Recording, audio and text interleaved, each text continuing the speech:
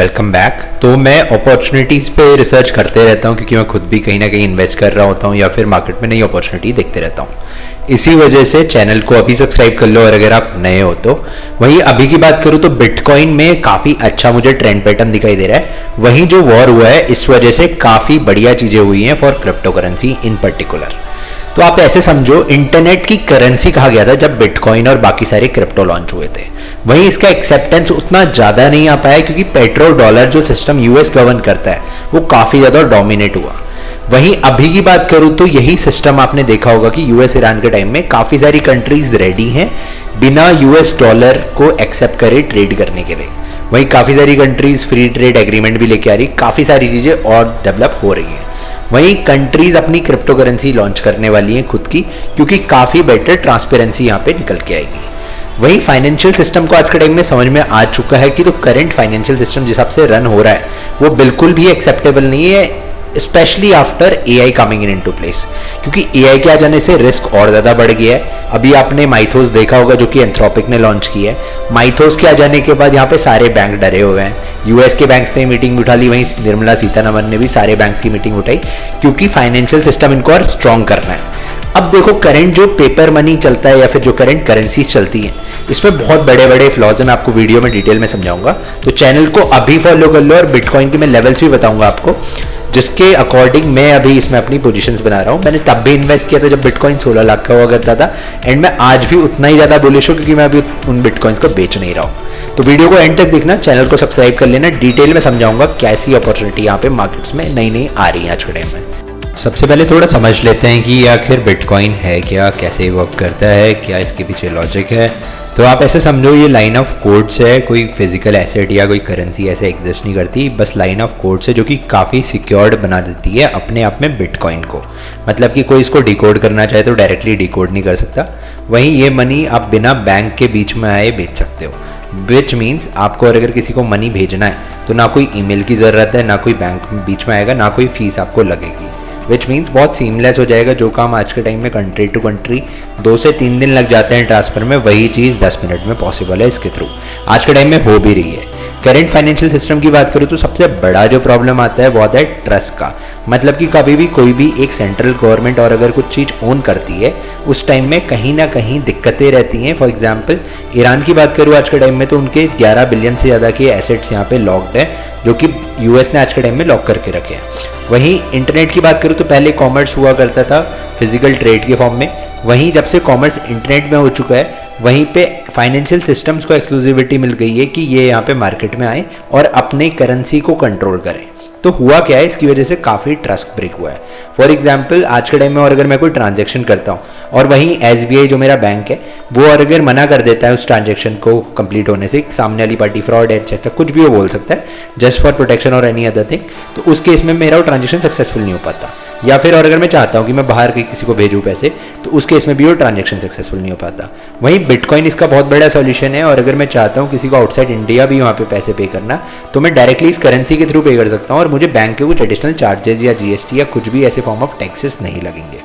वहीं आज की बात करूँ तो यहाँ पे डबल टैक्सेशन होता है। होता क्या है, जब भी आप यहाँ पे करंट सिस्टम में और अगर देखो तो आपको मल्टीपल तरीके से पैसे चार्ज होता है क्योंकि जो बैंक बीच में बैठा हुआ है वो दोनों साइड से पैसे चार्ज करता है, भले ही जो ट्रांजैक्शन कर रहा हो और दूसरे साइड से जो ट्रांजैक्शन को रिसीव कर रहा हो वहाँ से भी पैसे चार्ज होते हैं, जिस वजह से यहाँ पे करंट फाइनेंशियल सिस्टम में डबल इनएफिशिएंसी यहाँ पे 1 2 3 स्टार्ट। तो यहाँ पे ओवरऑल बिटकॉइन की बात करूँ तो इस सिस्टम रन होता है नोड्स पे, जहाँ पे हर एक नोड एक तरीके से एक प्रॉब्लम स्टेटमेंट को सॉल्व करते रहता है और वहीं उसके करस्पॉन्डिंग उन्हें कुछ ना कुछ रिवॉर्ड भी मिलता है। तो यहाँ पे कोई भी बीच में बैंक या कोई ऐसी एंटिटी नहीं है, पूरा डिसेंट्रलाइज्ड है। मतलब कि कोई एक सेंट्रल बॉडी यहाँ पे इसको पूरे को कंट्रोल नहीं करती। वहीं एक्सेप्टेंस भी होता है, वहीं वैलिडेशन भी होता है, वहीं ट्रांसफर भी होता है। वहीं जैसे ही ये सारी चीज़ें होते रहती हैं सॉल्व, तो मतलब जितने भी नोड्स इन्वॉल्व होते हैं यहाँ पे सॉल्व करने में, तो इनको एक तरीके से कुछ ना कुछ टोकन मिल जाते हैं in the form of incentive. तो एक तरीके से यहाँ पे बिटकॉइन की प्लेटफॉर्म के थ्रू इनको इंसेंटिवाइज भी होता है, तो इनको बिटकॉइन ही मिलते हैं वहाँ पे, जिसको माइनिंग भी बोलते हैं। मगर इसी का जो पूरा इकोसिस्टम है वही इसके लिए एक चैलेंज भी बन जाता है क्योंकि जब भी कोई भी ट्रांजेक्शन हो रही होती है वो वैलिडेट होनी होती है।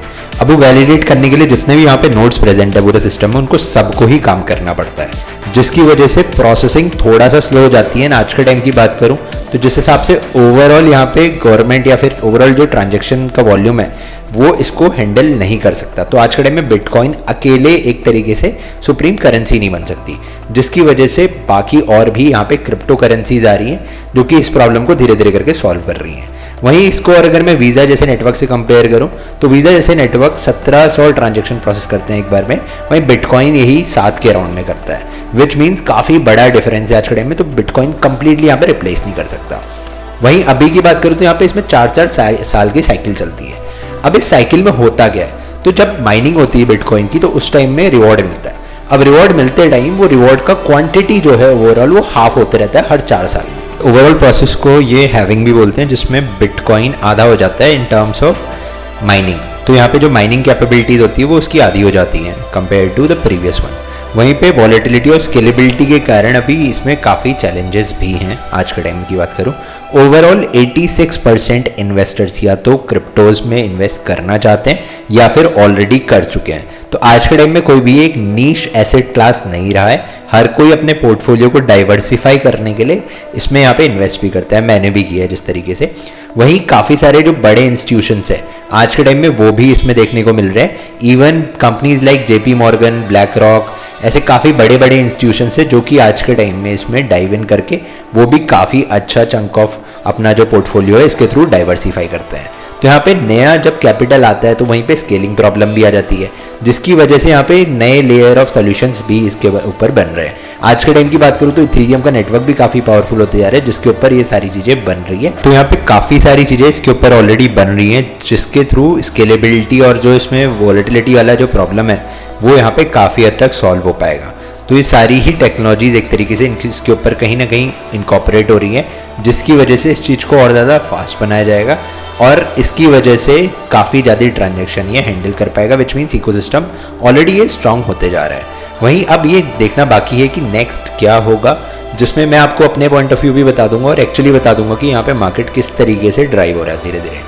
तो यहाँ पे सबसे बड़ा जो रिस्क आता है इस तरीके की एसेट क्लास में आता है रेगुलेटरी रिस्क, क्योंकि जब भी रेगुलेटर्स किसी भी चीज़ को कंट्रोल करते हैं उसमें वो काफ़ी सारी अपनी खुद की पॉलिसीज़ भी बना देते हैं, which is a political risk. And वहीं पे आज के टाइम में देखा गया है कि काफ़ी सारी क्रिप्टो करेंसीज को उन्होंने बैन भी किया है, which means around 90% crypto currency ban हुई है।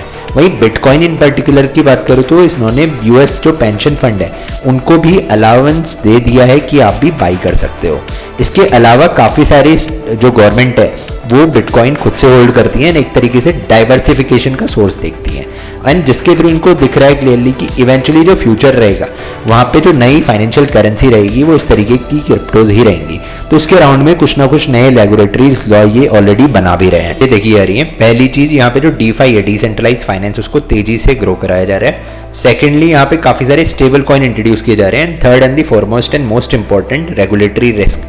तो यहाँ पे सबसे बड़ी जो साइकिल और जंप आ सकती है वो यहाँ पे रेगुलेशन के कारण से आ सकती है कि यहाँ पे regulation itself can become an opportunity considering, और अगर ये एसेट क्लास रेगुलेटेड होता है तो बहुत मैसिव वेल्थ यहाँ पे प्रोड्यूस होगी। काफ़ी सारे इन्वेस्टर्स ने तो ये तक बोल दिया बिटकॉइन का प्राइस $1 मिलियन, मतलब इंडियन करेंसी की बात करूँ तो 9 करोड़ रुपए भी जा सकता है 2030 तक। तो ये यहाँ पे अपॉर्चुनिटी तभी अनलॉक होगी जब रेगुलेटर्स यहाँ पे और स्ट्रिंजेंट पॉलिसीज लेके आएंगे और वहीं लोगों का ट्रस्ट और ज़्यादा बढ़ेगा इस तरीके की करेंसीज में।